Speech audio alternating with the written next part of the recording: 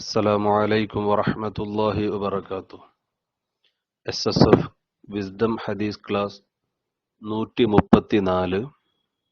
عن أبي هريرة رضي الله عنه قال قال رسول الله صلى الله عليه وسلم ثلاث دعوات مستجابات لا شك فيهن دعوة المظلوم ودعوة المسافر ودعوة الوالد على ولده.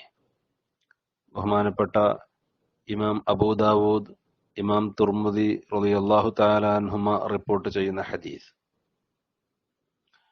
അബൂ ഹുറൈറ റളിയല്ലാഹു തആല അൻഹുവിൽ നിന്ന് നിവേദനം, ഹബീബ് മുഹമ്മദ് റസൂലുള്ളാഹി സ്വല്ലല്ലാഹു അലൈഹി വസല്ലമ തങ്ങൾ പഠിപ്പിക്കുന്നു, സലാസു ദഅവാത്തിൻ, മൂന്ന് ദുആകൾ, മൂന്ന് തരം ദുആ, മുസ്തജാബാത്തുൻ, അവകൾ ഉത്തരം നൽകപ്പെടുന്നവയാണ്, ലാ ശക്ക ഫീഹിന്ന, അവയിൽ യാതൊരു സംശയവുമില്ല. ആ മൂന്ന് തരം ദുആഇന് ഉത്തരം നിർബന്ധമായും ലഭിച്ചിരിക്കും, ഒരിക്കലും അത് തള്ളപ്പെടുകയില്ല.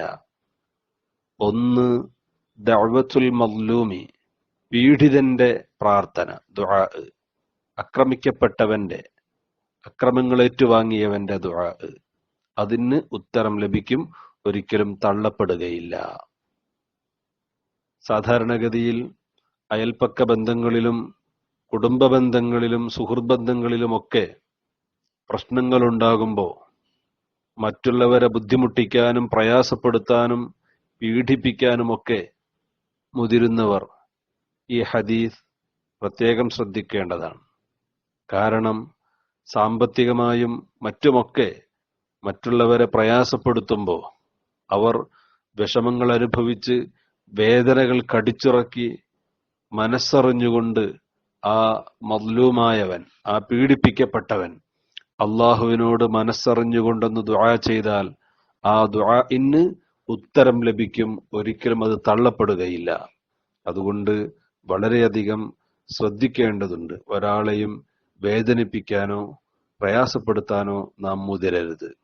ഒരിക്കൽ നാം പ്രയാസപ്പെടുത്തുമ്പോൾ ആ സമയത്ത് ആ മദ്ലൂം ദുആ ചെയ്താൽ ഒരു പക്ഷേ ആ ദുആഇന്റെ ഇജാബത്ത് കാരണമായി പിൽക്കാലത്ത് നമ്മൾ ഒരുപാട് അനുഭവിക്കേണ്ടി വരും, ഒരുപാട് പ്രയാസങ്ങൾ അനുഭവിക്കേണ്ടി വരും. അതുകൊണ്ട് ആരെയും ബുദ്ധിമുട്ടിക്കാനോ പ്രയാസപ്പെടുത്താനോ നാം തയ്യാറാകരുത്. രണ്ടാമത്തെ ദുആ വദഅവത്തുൽ മുസാഫിരി, യാത്രക്കാരന്റെ ദുആ. യാത്രക്കാരൻ ദുആ ചെയ്താൽ ആ ദുആഇന് ഇജാബത്തുണ്ട്. അതുകൊണ്ട് തന്നെ പണ്ഡിതന്മാര് പഠിപ്പിച്ചിട്ടുണ്ട്, യാത്രയിലുടനീളം ദുആ ചെയ്യൽ സുന്നത്താണ്. മറ്റൊന്ന് വദഅവത്തുൽ വാലിദി അലാ വലദി, മാതാപിതാക്കൾ തന്റെ കുട്ടികൾക്കെതിരെ ചെയ്യുന്ന ദുആ, അതിനും ഉത്തരം ഉറപ്പാണ്, തള്ളപ്പെടുകയില്ല. മക്കൾക്കെതിരെ മാതാപിതാക്കൾ ദുആ ചെയ്യുമ്പോൾ, പ്രത്യേകിച്ച് മാതാവ് ദുആ ചെയ്യുമ്പോൾ ആ ദുആ ഒരിക്കലും തള്ളപ്പെടുകയില്ല, തട്ടിമാറ്റുകയില്ല, ഇജാബത്ത് ഉറപ്പാണ്. അതുകൊണ്ട് മാതാപിതാക്കളെ പ്രയാസപ്പെടുത്തുന്നവരും വിഷമിപ്പിക്കുന്നവരുമൊക്കെ ഇത് തിരിച്ചറിയേണ്ടതുണ്ട്. സാധാരണഗതിയിൽ വെറുതെ മനസ്സറിഞ്ഞുകൊണ്ടല്ലാതെ ചിലപ്പോഴൊക്കെ മാതാപിതാക്കൾ സാധാരണഗതിയിൽ ശാപവാക്കുകൾ എന്ന് തോന്നുന്ന വാക്കുകൾ പറയാറുണ്ട്. അത് മനസ്സറിഞ്ഞുകൊണ്ട് ആയിക്കൊള്ളണമെന്നില്ല. അത് സാധാരണഗതിയിൽ അത് ഫലിക്കില്ല. കാരണം സാധാരണ ഉപയോഗിക്കുന്ന ചില വാചകങ്ങൾ അങ്ങനെ ഉണ്ടാകാം.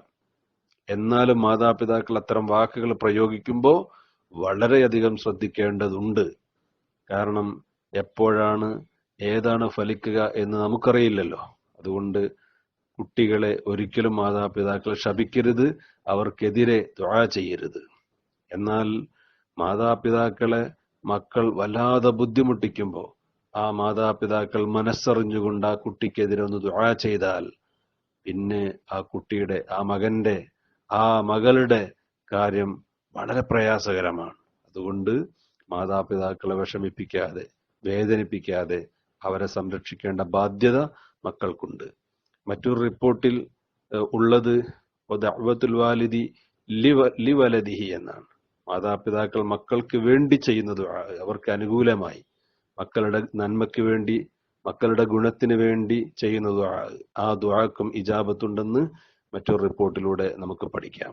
ആകയാൽ മാതാപിതാക്കൾ കുട്ടികൾക്ക് വേണ്ടി ചെയ്യുന്ന ദുആ ഇജാബത്തുള്ളതാണെന്ന് ഹബീബ് മുഹമ്മദ് റസൂലുള്ളാഹി സ്വല്ലല്ലാഹു അലൈഹി വസല്ലമ തങ്ങൾ പഠിപ്പിക്കുന്നു. മാതാപിതാക്കളെ ആദരിക്കുന്ന, ബഹുമാനിക്കുന്ന മക്കളിൽ അള്ളാഹു നമ്മെ ഉൾപ്പെടുത്തുമാറാവട്ടെ. നമ്മുടെ മക്കളെ മാതാപിതാക്കളെ ബഹുമാനിക്കുന്ന മക്കളായി അള്ളാഹു തആല സ്വീകരിക്കുമാറാവട്ടെ. ആമീൻ. അസ്സലാമു അലൈക്കും വറഹ്മത്തുള്ളാഹി വബറകാതുഹു.